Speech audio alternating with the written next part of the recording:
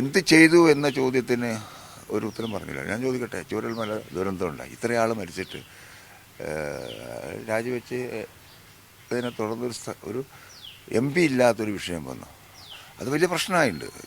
നമുക്ക് ജനങ്ങൾക്ക് റെപ്രസെൻ്റ് ചെയ്യാൻ ഒരാളില്ല. അത് ശരി, 5 വർഷം MP ആയിരുന്ന ആളല്ലേ. അപ്പോൾ MP എന്ന നിലക്ക്, പ്രതിപക്ഷ നേതാവ് എന്ന നിലക്ക് ഈ ചൂരൽമലയുടെ വയനാടിലെ ദുരിതം അനുഭവിച്ച ജനങ്ങളെ രക്ഷിക്കാൻ വേണ്ടി എന്ത് ചെയ്തു?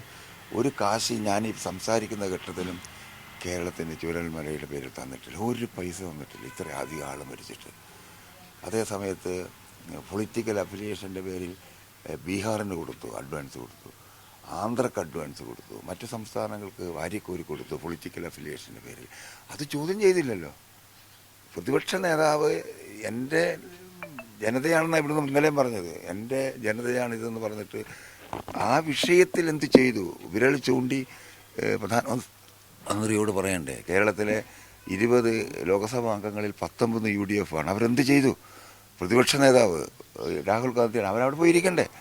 വയനാട് ഉണ്ടായ ദുരന്തത്തിൽ ഇതുവരെ കാശ് കൊടുത്തില്ല എന്ന് പറഞ്ഞ് 19 MP മാരും പാർലമെൻറ്റിന് മുമ്പിലോ അല്ലെങ്കിൽ പ്രധാനമന്ത്രിയുടെ വസതിക്ക് മുമ്പിലോ അവർ സംസാരിച്ചിട്ട് അതിന് പരിഹാരം ഇല്ലെങ്കിൽ അവിടെ ഇരിക്കണ്ടേ?